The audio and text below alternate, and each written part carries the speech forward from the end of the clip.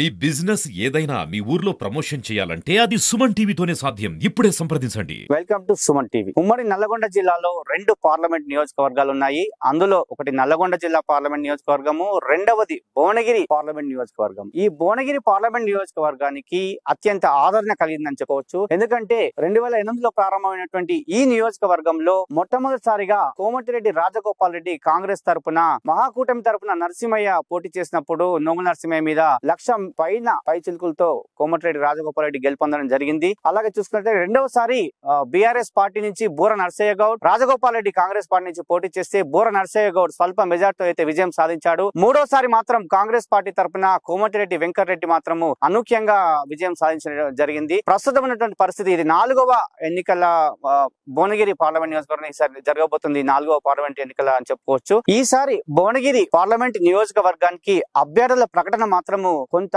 ఆసక్తి ఎప్పుడెప్పుడు అన్నట్టు కూడా నెలకొన్నటువంటి పరిస్థితుల్లో అభ్యర్థులను అయితే ఖరారు చేశారు. కేంద్రంలో ఉన్నటువంటి బీజేపీ పార్టీ మాత్రము బూర నరసయ్య గౌడ్ కు అవకాశం ఇచ్చింది. బూర నరసయ్య గౌడ్ 2014లో బీఆర్ఎస్ తరపున పోటీ చేసి గెలుపొందాడు. దాని తదనంతరము బీజేపీలో చేరాడు.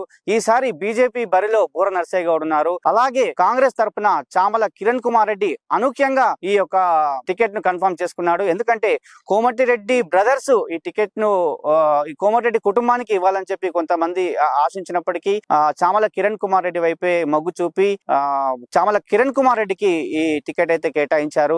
అలాగే బారాసా నుంచి క్యామ మల్లేష్ ఇతను కూడా అనూఖ్యంగా ఈ సీట్ ను సంపాదించుకున్నాడు. ఈ ముగ్గురు కూడా అంటే భాజపా, బీఆర్ఎస్, కాంగ్రెస్ పార్టీ ఈ ముగ్గురు కూడా అంటే ఈ టికెట్లు అనేవి అనూఖ్యంగా వీరికైతే దక్కిందని చెప్పుకోవచ్చు. ప్రధానంగా చూసుకున్నట్లయితే భాజపా నుంచి గూడూరు నారాయణ రెడ్డి, కాసం వెంకటేశ్వర్లు, అలాగే గంగిడి మనోహర్ రెడ్డి, బూర నరసయ్య గౌడ్ వీళ్ళంతా కూడా పోటీ పడ్డటువంటి పరిస్థితి.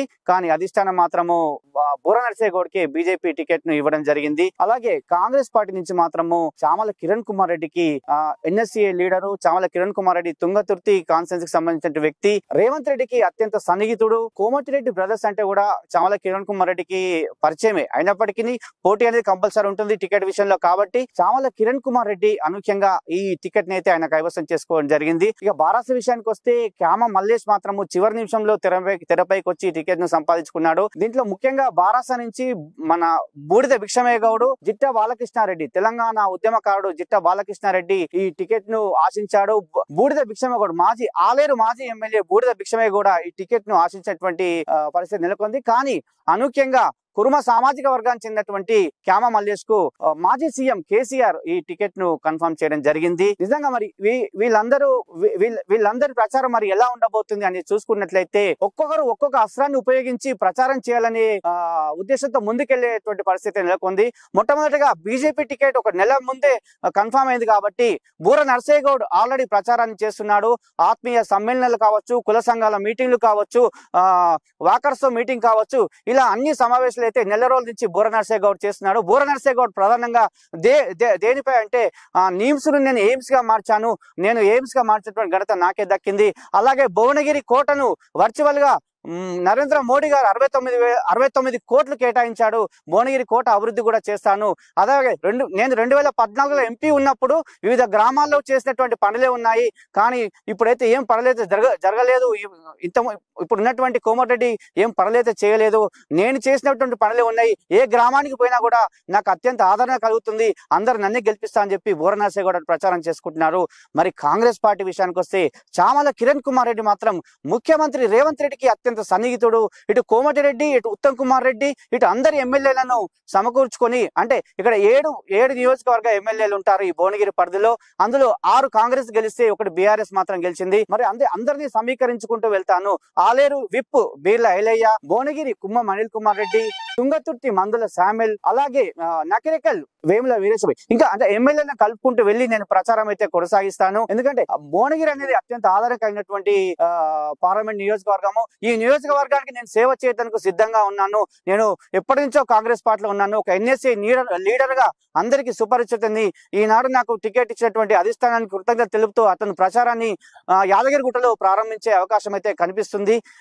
కాబట్టి అంటే అందరినీ కలుపుకో వెళ్తూ కోమటిరెడ్డి బ్రదర్స్ బ్రదర్స్, ఇటు ఉత్తమ్ కుమార్ రెడ్డి ఇద్దరు మంత్రులు కూడా కలుపుకొని మునుగోడు ఎమ్మెల్యే రాజగోపాల్ రెడ్డిని కూడా కలుపుకొని అందరినీ కలుపుకుంటూ వెళ్తూ నేనైతే ప్రచారం చేస్తాను. భువనగిరి నియోజకవర్గానికి ప్రజలకు ఎప్పటికీ అందుబాటులో ఉంటాను. నేను హైదరాబాద్ కాదు భువనగిరిలోనే ఉంటూ ఈ భువనగిరి అభివృద్ధి కోసం అయితే నేనైతే పాటుపడతానని చెప్పి చామల కిరణ్ కుమార్ రెడ్డి చెప్తున్నారు. అదే క్యామ మల్లేష్ విషయానికి వస్తే ఇతను ఇబ్రాహీంపట్నం నియోజకవర్గానికి చెందినటువంటి వ్యక్తి. భువనగిరికి అంతా పరిచయం లేకపోయినా ఇబ్రాహీంపట్నంలో మాత్రము పోటీ చేసి ఓడిపోవడం జరిగింది కాంగ్రెస్ పార్టీ తరఫున. తదనంతరము బారాసాలో చేరారు. అనూఖ్యంగా తనకి బారాసా టికెట్ వచ్చింది కాబట్టి బారాసా నుంచి అతను ప్రచారం చేయడానికి సిద్ధంగా ఉన్నాడు. అందులో మాజీ ఎమ్మెల్యేలు తుంగతుర్తి మాజీ ఎమ్మెల్యే గాదర్ కిషోర్, ఆలేరు మాజీ ఎమ్మెల్యే గొంగిడి సునీతా మహేందర్ రెడ్డి, భువనగిరి మాజీ ఎమ్మెల్యే పైల శేఖర్ రెడ్డి, నగరికల్ మాజీ ఎమ్మెల్యే చిరుమర్తి లింగయ్య, అలాగే మునుగోడు మాజీ ఎమ్మెల్యే కూసుకుంట్ల ప్రభాకర్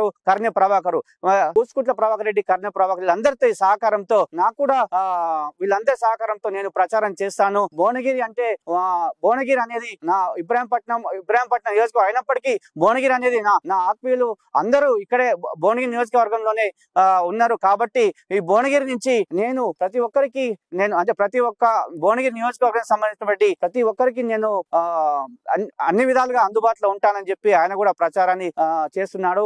ముఖ్యమంత్రి కూడా పంట ఎండిపోయినటువంటి వాటిని కానీ పరిశీలించడానికి కూడా మాజీ ముఖ్యమంత్రి కేసీఆర్ కూడా పర్యటించే అయితే అవకాశం అయితే కనిపిస్తుంది. అంటే నిజంగా ప్రధాన ప్రతిపక్షాలు అయితే కాంగ్రెస్ పైన ఒక రకమైనటువంటి విమర్శలతో ప్రచారాన్ని సాగించే విధంగా ఉంటుందని చెప్పుకోవచ్చు. ఎందుకంటే 6 గ్యారంటీల అమల్లో కాంగ్రెస్ 100 రోజులు అయింది. ఆ 100 రోజుల్లో చేస్తామని చెప్పినటువంటి కాంగ్రెస్ ప్రభుత్వము చేయడం లేదు. ఈ 6 గ్యారంటీల అమలు కార్యక్రమం అయితే వేగవంతంగా అవ్వట్లేదని చెప్పి ప్రధాన ప్రతిపక్ష పార్టీలు అయితే బీఆర్ఎస్ పార్టీ ఇటు బీజేపీ అయితే అంటున్నాయి. అందులో మొట్టమొదటిగా రైతు రుణమాఫీ కావచ్చు, రైతు బంధు సరిగా అందలేదు, రైతులకు రైతుల పంటలకు నీళ్లు కూడా రావట్లేదు, పక్కన ఉన్నటువంటి భువనగిరి పక్కన ఉన్నటువంటి కాళేశ్వరం నుంచి నీళ్లను విడుదల అనేది అయితే సరిగా జరగట్లేదు. నీటిపారుదల అధికారులు కావచ్చు, లేదంటే విద్యుత్ అధికారులు కావచ్చు నిర్లక్ష్యంగా వ్యవహరిస్తున్నారు. కాబట్టి ఇక్కడ రైతులకైతే చాలా నష్టం అయితే జరుగుతుందని చెప్తున్నారు. అలాగే గృహలక్ష్మి కావచ్చు, లేదంటే మహాలక్ష్మి పథకాలు కావచ్చు, ఇంకా కొన్ని పథకాలు అయితే ఇంకా ముందుకు వెళ్ళట్లేదు. ఇంకా రేషన్ కార్డుల విషయంలో కావచ్చు, కొన్ని పెన్షన్స్ విషయంలో కావచ్చు, ఇవన్నీ కూడా ముందుకు వెళ్ళట్లేదని చెప్పి ప్రధాన ప్రతిపక్ష పార్టీలు అయితే ఇవి అస్త్రాలుగా భావించుకొని ముందుకెళ్లే ప్రయత్నం అయితే చేస్తున్నాయి. కానీ కాంగ్రెస్ ప్రభుత్వము ఏర్పడి 100 రోజులే అయింది. ఈ 100 రోజుల్లో మేము మహిళలకు ఉచిత బస్ పాస్ సౌకర్యం కావచ్చు, లేదంటే గ్యాస్ 500కే గ్యాస్ కావచ్చు, ఇంకా కార్యక్రమాలు మేము అన్ని చేస్తున్నాము. ఉచిత కరెంటు బిల్లు కూడా చేశాము. కాబట్టి ఇంకా ముందు అన్ని కార్యక్రమాలు అయితే చేస్తాము. మేము వచ్చి 100 రోజులు అయింది కాబట్టి ఇప్పుడే ఎలక్షన్ మళ్ళీ వచ్చినాయి. కాబట్టి ఈ ఎలక్షన్ తర్వాత మేము అందరికి ప్రజలకి మేము ఏవైతే గ్యారెంటీలు ఇచ్చామో ఇవి తప్పకుండా ఈ గ్యారెంటీలు అన్ని కూడా అమలు చేస్తాము. ఇటు ముఖ్యమంత్రి వారిని వెళ్ళి ముఖ్యమంత్రి తోటి నేను ఎందుకంటే అత్యంత సన్నిహితుడుగా ఉన్నటువంటి ముఖ్యమంత్రి నాకు కాబట్టి చామల కిరణ్ కుమార్ రెడ్డి మాత్రము ఇదే విషయాన్ని బాగా ప్రస్తావిస్తూ ఇటు కోమటిరెడ్డి వారిని ఇటు ఉత్తమ్ కుమార్ రెడ్డి మినిస్టర్లను అందరినీ కలుపుకుంటూ వెళ్తూ నేను ప్రజలకైతే అందుబాటులో ఉండి ఇక్కడ ప్రచారం చేయడానికైతే అతను సిద్ధంగా ఉన్నటువంటి పరిస్థితి నెలకొంది. అలాగే చూసుకున్నట్లయితే భువనగిరి నియోజకవర్గము హైదరాబాద్ కు అతి దగ్గరలో ఉన్నటువంటి నియోజకవర్గము. ఈ నియోజకవర్గ అభివృద్ధికి ఎవరైతే చేస్తారో అంటే ఎవరైతే మంచి చేస్తారో వారికే ఓట్లు వేయాలనే భావన ఓటర్లలో నెలకొంది. ఓటర్లు ఎటువైపు మొగ్గు చూపుతారు? ఇటు భాజపా వైపా, ఇటు బీఆర్ఎస్ వైపా, ఇటు కాంగ్రెస్ వైపా, ఇటు సిపిఎం వైపా. సిపిఎం నుంచి కూడా జాంగీర్ను ప్రకటించడం జరిగింది పార్టీ. కాబట్టి మరి ఎటువైపు ఈ ఓటర్లు ఉంటారు? హైదరాబాద్ అతి దగ్గర ఉన్నటువంటి ఈ భువనగిరి నియోజకవర్గము అభివృద్ధి చెందాలి అంటే చాలా అభివృద్ధి చెందాలి. ఇక్కడ ఉన్నటువంటి ప్రాంతం అభివృద్ధి చెందాలంటే నీళ్లు సక్రమంగా ఉండాలి, వనరులు సమకూర్చాలి, ప్రజలకు అందుబాటులో ఉండాలి. మరి ఎవరైతే బాగుంటుంది అనేది అయితే ప్రజలు ఇంకొక కొన్ని రోజుల్లో నిర్ణయం అయితే వెలువరించే సమయం అయితే ఆసన్నమైంది. మరి రేపటి నుంచి ఈ పార్టీలకు సంబంధించినటువంటి అందరూ కూడా ప్రచారాన్ని చాలా వేగంతో దూసుకెళ్లే ప్రయత్నం అయితే వీరు చేసే ప్రయత్నం చేస్తున్నారు. అలాగే నిజంగా ప్రధానంగా రైతులకు సంబంధించినటువంటి ఏ కార్యక్రమం చేసినప్పటికీ అత్యధిక సంఖ్యకులకు ఉపయోగపడే విధంగా, రైతులకు ఉపయోగపడే విధంగా ఏ కార్యక్రమాలు అయితే చేస్తారో ఆ కార్యక్రమాలు చేసినప్పుడే గమనిస్తారు ప్రజలు. కాబట్టి ఆ కార్యక్రమాలను ముందుంచి నడిపినప్పుడే మేము ఓట్లేస్తామని చెప్పి వాళ్ళు అంటున్నారు. అలాగే నిరుద్యోగులు కూడా, ఈ చదువుకున్నటువంటి విద్యావంతులు కూడా, ఈ నిరుద్యోగులు కూడా జాబ్స్ కావాలి. కాబట్టి మాకు ఈ కాంగ్రెస్ ప్రభుత్వంలో ఈ నోటిఫికేషన్స్ ఇంకా కూడా రావాలని చెప్పి కొంతమంది నిరుద్యోగులు, అలాగే విద్యావంతులు, అలాగే చాలా మంది చాలా మంది కూడా ఈ నియోజకవర్గంలో ఉన్నటువంటి పట్టభద్రులు కావచ్చు, ప్రతి ఒక్కరు కూడా ఏ విధంగా ఉంటది, ఎవరైతే బాగుంటుంది అనేది నిర్ణయం చేసే సమయం అయితే ఆసన్నమైంది. మరి ఈ సమయానికి అనుగుణంగానే ఈ పార్టీల వ్యూహాలు అయితే రచించే పనులు అయితే ముందుకెళ్తున్నారు. మరి ఇప్పటికే బూర నర్సయ్య గౌడ్ ప్రచారం అయితే ప్రారంభించాడు. ఇటు చామల కిరణ్ కుమార్ రెడ్డి మాత్రం రేపు ప్రచారాన్ని ప్రారంభించే అవకాశం ఉంది. క్యామ మల్లేష్ మాత్రం నిన్న భువనగిరిలో ప్రెస్ మీట్ పెట్టి మేము అందరం కలిసి పనిచేస్తాము, మేము ప్రభుత్వం మీద కొట్లాడతాము, ప్రభుత్వం మీద కొట్లాడి ఈసారి అయితే ఖచ్చితంగా మమ్మల్ని ఆదరిస్తారని చెప్పి క్యామ మల్లేష్ కూడా నిన్న వ్యాఖ్యానించడం జరిగింది. మరి క్యామ మల్లేష్ కు ఇటు అంటే మాజీ ఎమ్మెల్యేలు ఎలా సహకరిస్తారు, ఇటు చామల కిరణ్ కుమార్ రెడ్డికి ప్రస్తుతం ఉన్నటువంటి 6 ఎమ్మెల్యేలు ఎలా సహకరిస్తారు, మరి అలాగే భారతీయ జనతా పార్టీకి ఒక్క ఎమ్మెల్యే కూడా లేరు. అయినప్పటికీ భారతీయ జనతా పార్టీ ఎలాంటి సిద్ధాంతాలతో ముందుకెళ్తుంది, భారతీయ జనతా పార్టీ ఎలాంటి ప్రచారంలో ఎలాంటి వాటిని ముందుకు తీసుకెళ్తాబోదు. ఎందుకంటే కేంద్రంలో ఉన్నటువంటి ప్రభుత్వం బీజేపీ, కేంద్రంలో బీజేపీ ఉన్నప్పటికీ ఇప్పుడు జరగబోయే ఎన్నికల్లో 400లకు పైగా సీట్లు కేంద్రంలో మేము సాధిస్తామని చెప్పి నరేంద్ర మోడీ ప్రతి మీటింగ్ లో కూడా ప్రస్తావించడం జరుగుతుంది.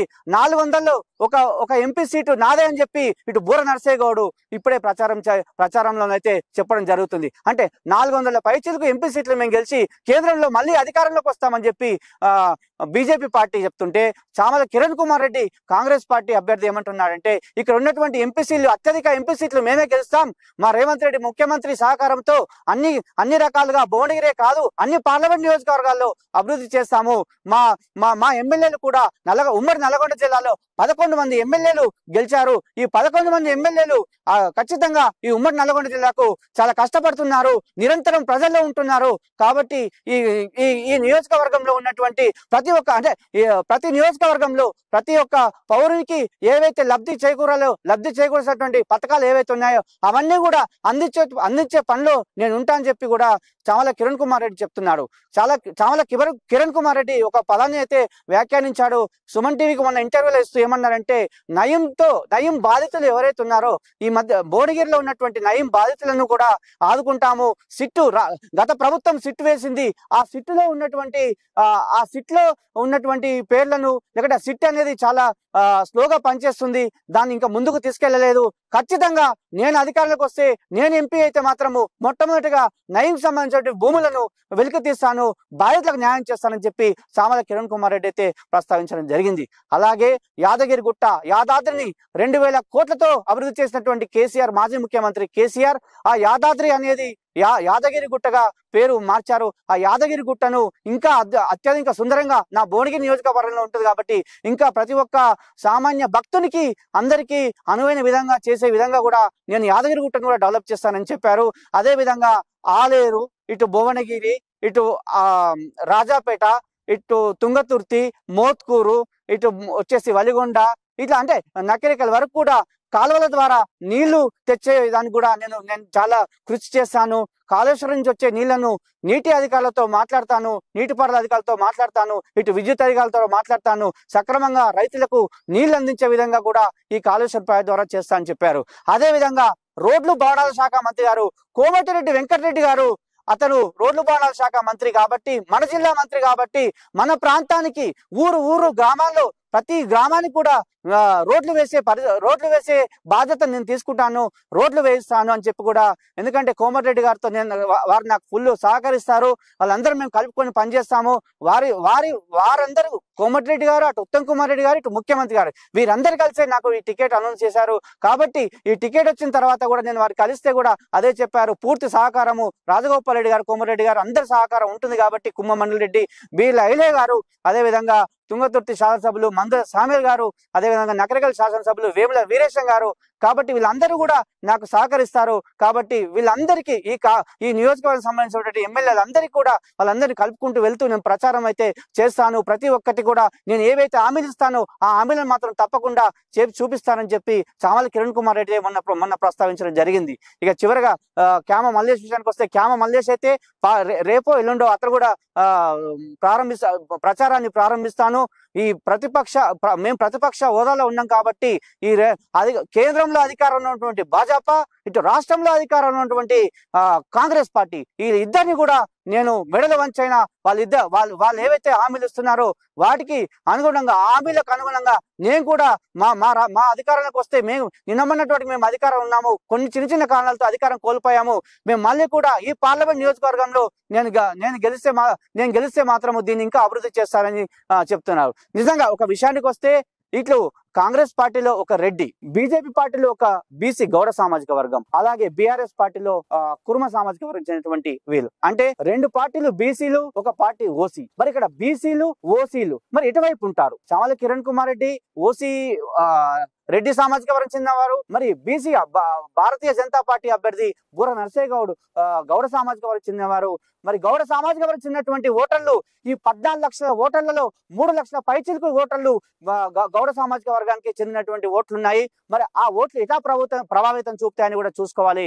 అలాగే మహారాష్ట్రకు సంబంధించినటువంటి క్యామ మల్లేష్ కుర్మ సామాజిక వర్గము, మరి ఈ వర్గానికి కూడా చాలా ఓట్లే ఉన్నాయి. మరి ఆ ఓట్లు కూడా ఎటు పడతాయి అని కూడా చూసుకోవాలి. మరి ఇక్కడ ఏమి జరుగుతుంది, భువనగిరిలో ఏమి జరుగుతుంది? ఎందుకంటే చాలా మంది ఎదురు చూస్తున్నటువంటి విషయము, భువనగిరిలో ఒక రెడ్డి, ఇద్దరు బీసీలు, ఈ ముగ్గురు ప్రచారం ఏ విధంగా సాగబోతుంది? ఓటర్లు ఎటువైపు ప్రయాణిస్తారు? అభివృద్ధి వైపా, లేదంటే ఇంకా అభివృద్ధి చేస్తా అని చెప్పి వస్తున్నటువంటి పార్టీ వైపా అనేది కూడా చూసుకోవాల్సినటువంటి పరిస్థితి నెలకొంది. అలాగే చివరగా మన ఈ ప్రచారం అయితే రేపటి నుండి అన్ని పార్టీలు కూడా అంటే 3 పార్టీలు కూడా చాలా విస్తృతంగా ప్రచారం అయితే ప్రారంభించే సమయం అయితే ఆసన్నమైంది.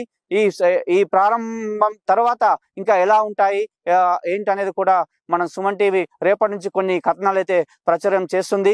ఎప్పటికప్పుడు సుమన్ టీవీ భువనగిరి నియోజకవర్గం సంబంధించిన అప్డేట్స్ ఇవ్వడానికి సిద్ధంగా ఉంది. కెమెరామెన్ వరుణ్తో శరత్, భువనగిరి.